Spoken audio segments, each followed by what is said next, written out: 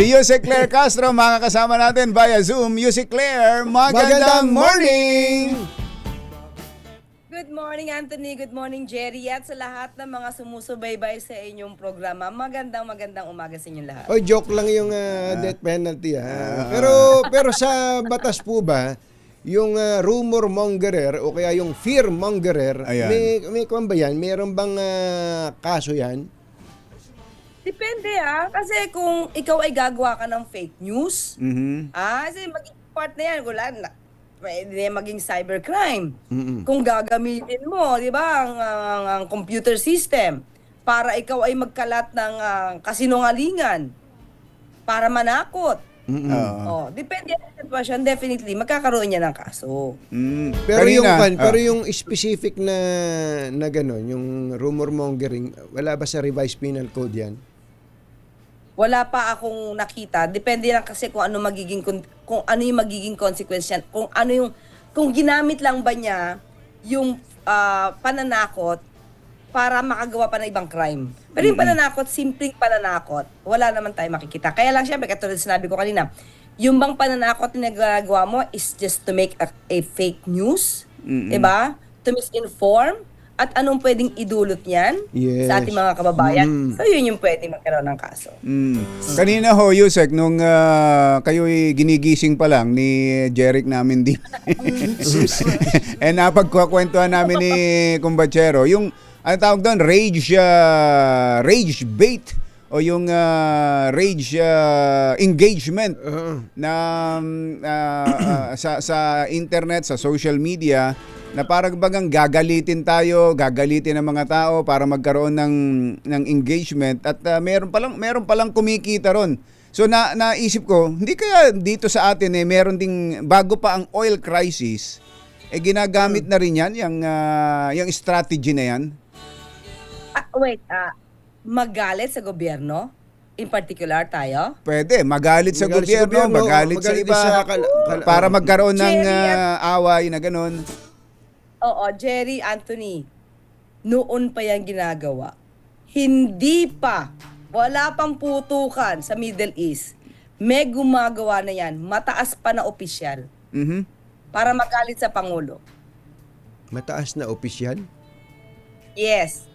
Laging paninira. Walang ginagawa ang Pangulo, walang simpatya ang Pangulo, walang tinutulong ang Pangulo.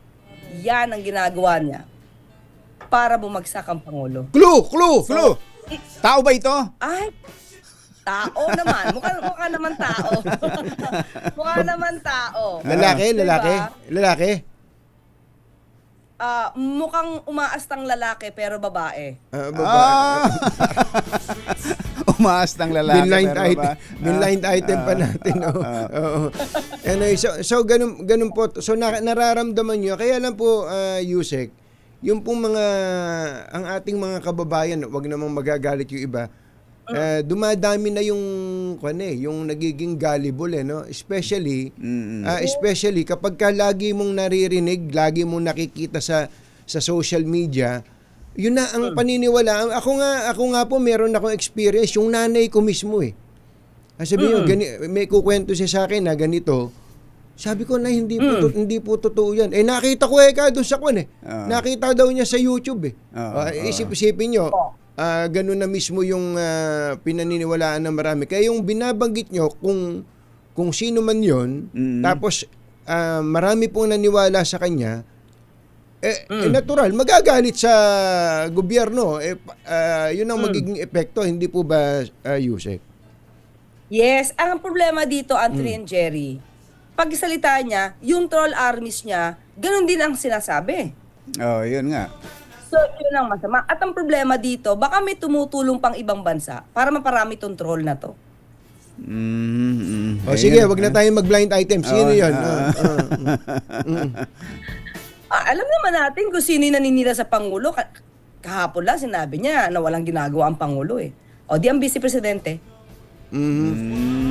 At ang tumutulong na bansa, ayoko na magsalita dyan. Alam niya na yan kung sino tumutulong sa kanya. Okay. Sige. Para change topic kasi na tayo. Para positive naman. Medyo, Positive, yung positive tayo. dito tayo sa 4-day work week muna. Yusek, nabanggit ito sa international media na ito'y itong ginawa ng Pilipinas ay bilang para makaagapay tayo sa epekto ng oil crisis dala ng giyera sa Middle East. Kumusta ho ang compliance? Tsaka may nasusukat na ba tayong epekto nito? Okay, on our part, nag-start kami syempre Monday, 'di ba? Last week pa. Kasi nung Friday hindi na kami pumasok, pero work from home kami. Ayan. Oo. Kami, ang piso ko kasi may nakita kasi ako humingi ako ng kopya nung sa DICT kung paano nila itong i-implement. Humingi rin tayo ng kopya sa DILG. Humingi rin tayo ng kopya dito sa DepEd. Yung iba iba kasi sa mga ahensya, it's parang 10 hours yung work nila a day. Aha. Yung Friday talaga wala. Pero sa amin on our part sa PCO, normal, regular yung aming trabaho na 8 hours a day. Pero yung Friday namin, hindi siya walang trabaho. Kasi yung iba naman kasi sa amin, di ba, sumusulat, gumagawa ng mga article. Kami, nagre-research kami. Pwede kami kasing Zoom. So kung ano yung tinatrabaho namin, o kailangan ng article, maipasa ngayon, pwede work from home. So yung Friday namin, hindi siya no work. Work from home kami pag Friday. So, lahat ba ng mga agencies under executive department meron ng sariling mga in-implement na ganyan, Yusek? Yes, oo. At required sila. Dapat mag-comply kami. Kasi yun yung utos ng Pangulo. At nabanggit din ito dito sa inyong kumbaga programa dito sa inyo. Parang nabanggit na malaking bagay na yung isang araw in a week na hindi gagamit ng anumang kuryente at yung mga tao ay hindi na magbabiyahe going to the office. Talaga, malaking tipid po yan sa atin ngayon. Ang dami-dami. Tama kayo, Yusek. Gobyerno, marami to. Kaya inuulit-ulit namin at binabalik-balikan namin tong isyung ito. Sabi nga namin dapat nga hindi lang ito executive, hindi lamang LGUs ang gumawa nito, pati mga private companies na pwede namang mag-work from home. Yes, oo. Actually, syempre ini-encourage ito. Pero kasi meron talaga ring aalma na ayaw nila ng 4-day work week. Kasi ito, let's say, mga manufacturing companies, definitely hindi nila kakayanin yan dahil kailangan physically nandun sila. Doon lang sa mga opisina na maaari nilang gawin ito. Diba? Na hindi maaapektuhan yung operasyon ng kanilang kumpanya. Siguro mas okay na gawin nyo rin to. Basta syempre hindi makakaapekto sa inyong operasyon. Wala bang mga measures o yung mga barometer yung para lang malaman kung ano na ba ang epekto nito sa yung first week ng implementation o kaya reporting, monitoring ng compliance. Halimbawa yung sa mga aircon Yusek, dapat instead of 0 degrees, nakaset na sa 0 yung aircon mo. Dapat at least 24 o 25 na lang para hindi medyo tipid sa kuryente. Sa amin kasi parang bago magbukas ng aircon, let's say before, parang 1 hour before, dapat nakabukas na siya para pagpasok ng mga empleyado, hindi na siya ganun kainit. Sa amin, parang 30 minutes na lang bago pumasok yung mga empleyado. Saka pa lang siya bubuksan. Oo. Tapos, dapat, kung di ako nagkakamali, parang 1 hour before, or let's say alas 5, pero may nagtatrabaho pa. Sa PCO kasi hindi siya natatapos ng alas 5, marami pa rin nagtatrabaho. So let's say, may oras kami na dapat patay na yan. Kahit nandiyan kayo, dapat patay na yan ang aircon. So, malaking bagay talaga yun. So, sa ngayon, wala pa akong computation kung magkano natitipid namin. Pero, siguro by this week at mapakompute natin, maibibigay ko sa inyo yun. Pero hindi lang sa opisina. Hindi lang sa What PCO. we are saying is the entire government, yung executive, para po baka malay nyo, pag sinabi ng gobyerno, we are able to save 20% of our budget. Ito po yung Oo, nangyari. diba? Ito po yung resulta sa traffic, sabi ng MMDA. Ito po yung naging epekto. Baka naman yung mga private companies, especially yung mga admin staff lang, pwede nang wag papasukin. Of Yun. course, yung manufacturing, nasa services, hindi naman pwedeng work from home Yung bang report or monitoring weekly siguro maganda monitoring report sa inyo i-require ang mga government agencies under executive na mag-report, mag-submit ng compliance report sa inyo para kayo mismo may nai-report sa publiko at maging masundan din ng tao, di ba? Sundan ng publiko yung ginagawa ng gobyerno. Kapag nakuha ko na itong report na to, tatawagan ko mismo kayo. Magpapa-interview ulit ako. Ayan. Sa inyo ko unahin to. Oo, kailangan natin yan. Okay. Kailangan pa ba ng emergency powers ni Presidente? Kasi ang sabi daw ng Kamara, i-approve nila yung emergency powers once na merong formal declaration of state of emergency. Meron bang ganung communication talaga ang House leadership sa Malacanang? Ipagpaumanhin pero wala pa nakakarating sa akin sa akin. Kung may pinarating, wala pa akong nadinig. Emergency powers parang as a whole, kung lahat ng pagkakataon. Kasi ang hinihingi na emergency powers ng Pangulo ma-reduce lang yung excise tax. Excise tax, oo. At na-approve naman na yun sa Senado at saka sa House. So kung emergency powers para ang nadinig ko kasi ganito, ang nadinig ko pala, emergency powers para mag-take over sa mga oil industries, tama ba 'yon? Parang yun yung nadinig ko sa mga mababatas Parang ang diba? Ang sinasabi ng ibang congressmen ay kailangan muna ng declaration ng state of emergency as a requirement sa pagbibigay ng emergency power sa presidente for this particular problem. Hindi ko masabi kung ano, kasi nadinig ko lang is para mag-take over sa mga oil industries, para kumbaga mahawakan ng Pangulo.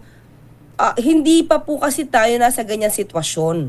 Ang sabi rin ng Pangulo na kumbaga in control pa yung government, nakakausap natin itong mga oil companies ito, yung mga leaders ng mga oil companies ito or officials ng oil companies ito. At nagkakaroon naman ng negosasyon. So parang hindi kailangan ng Pangulo sa ngayon yung sinasabing emergency powers para mag-take over dito sa mga oil industries na to. So wala pa po tayo sa sitwasyon. At no need for official declaration of state of national emergency. Tama po ba? Sa ganyang pagkakataon, oo. Pero hindi natin alam kung tungkol sa presyo ng basic or prime commodities, no? Hindi natin alam. Kasi dati ginawa na ng Pangulo yan para mahawakan natin yung presyo ng mga basic commodities, no? Pero sa ngayon, hindi pa napag-uusapan. Pero siguro kapag talagang kinakailangan, ang Pangulo naman ay open sa ganyan. So hindi kailangan, actually tama din naman siguro, tama naman kayo doon na medyo delikado yung declaration ng national state of national emergency in the sense kasi nabuklat ko tuloy itong constitution natin yung article 12 section 17 nakalagay dito, the president can temporarily take over or direct the operation of privately owned public utilities or businesses affected with public interest during a national emergency. Oo. Baka maging, mag-aaway na naman tayo doon. Ang dami na nga natin pinag-aawayan Pupunta na naman tayo dito sa panibagong away. So sinasabi nyo, Yusek Claire, mismong si Pangulong BBM ay ayaw dyan. Hindi kailangan. Siya mismo nagsabi na hindi niya kailangan yan. Sa ngayon, hindi kailangan yan. Wala tayo sa ganung sitwasyon kasi nga nakakausap naman ng DOE, yung mga officials ng mga oil companies, nagkakaroon naman ng negosasyon. Siguro ang kailangan lang dito talaga sa atin, lahat tayo, kahit yung mga may-ari ng mga oil companies na pati yung manufacturers, lahat na tayo mag-contribute sa sakripisyo. Diba? So, para sa kababayan natin, para sa Pilipinas, kung ano yung kaya niyong iambag para sa gobyerno at sa mga kababayan natin. Let's say, magsakripisyo na yung oil companies na, o sige, kahit malugi na kami ng ganito, para lahat tayo, kung nagsasakripisyo yung mga kababayan natin dahil sa taas ng ito. Pati mga kami oil mga companies, miyembro at mga may-ari ng magsakripisyo oil din. companies, sige, Oo. magsakripisyo na tayo lahat. Oo. Yung mga may-ari ng mga manufacturing companies, let's say mga sardines, Oo. mga canned goods, sige, hindi na namin ito tataasan kahit malugi na kami for this. Kasi lahat tayo dito, kailangan na magsakripisyo. Dapat may kanya-kanyang kontribusyon sa pagsasakripisyo. Tama kayo doon na Yusek Claire. Pero dito nga papasok din talaga ang gobyerno yung leadership ng gobyerno.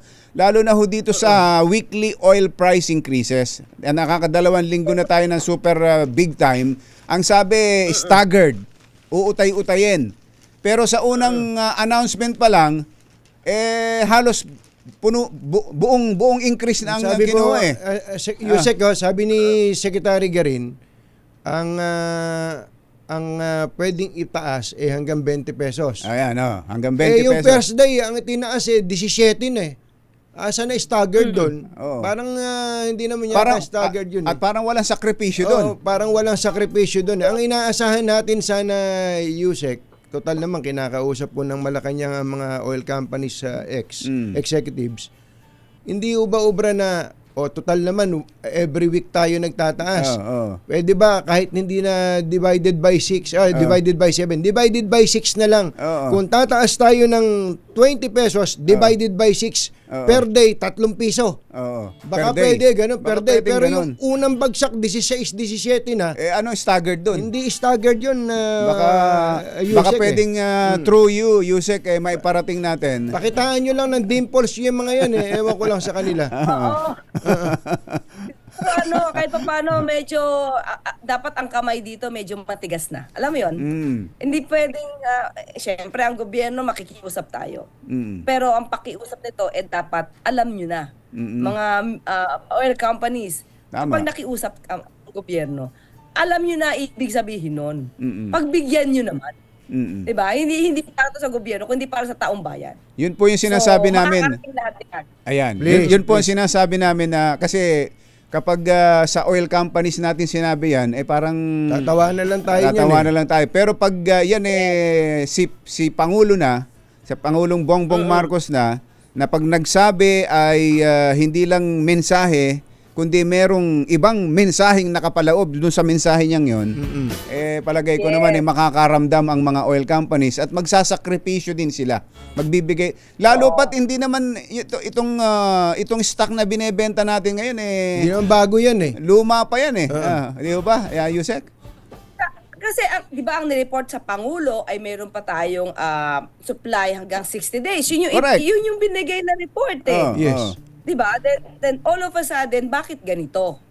Diba? Pero syempre, makakasagot lang niya si Secretary Sharon Garin. No? Kita nyo, kayo mismo nagtataka. Kayo mismo nagtataka. Diba? 60 days yung nasa bodega nyo, nasa depo nyo, tapos biglang taas kayo ng taas. Tuwing tataas dun sa ano tawag doon? Yung maps. Yung Singapore. Means of Tuwing tataas doon, tumataas din kayo. Andito na pala yung stock na yan. Hindi ba kayo mismo na nagtataka? Ako personally, oo. Siyempre, di ba? Tapos biglang mawawala na, wala na kaming supplies, wala na kami dito ngayon, nagsara na. I mean, anong klase ito? Di ba? Tayo naman ay Pilipino, magtulungan na tayo. So, tama nga naman, Jerry and Anthony, dapat sa mensahe, may nakapaloob na kahit hindi mo sabihin, dapat naiintindihan nila ano ang gusto ng Pangulo at ano ang gusto ng... Ayan. Ngayon pa lang mamaya, may pag-asa na kami, Nagkapag-asa ako doon Thank you. Sa Pangulo at kay Secretary Sharon Garin, mamaya tatanungin natin mismo si Secretary Sharon. Yay! Okay. Yusek, maraming Thank salamat you. po. May pahabol na tanong lang dito. Maiba daw siya, sabi ni Melvin Litrodo. Pakitanong naman po kay Yusek, ano ba ang sikreto? Ba't napakaganda nyo ngayon? Wow, naman. Ito, may sikreto ako. Sabihin ko na, diba? Ilaw. Pag may ilaw, dapat look fresh. Diba? Kahit yan. Yusek, thank you. Salamat po. Ingat. Thank you, Anthony and Jerry. Thank you. Magandang umaga sa inyo lahat. Palace Press Officer Claire Castro.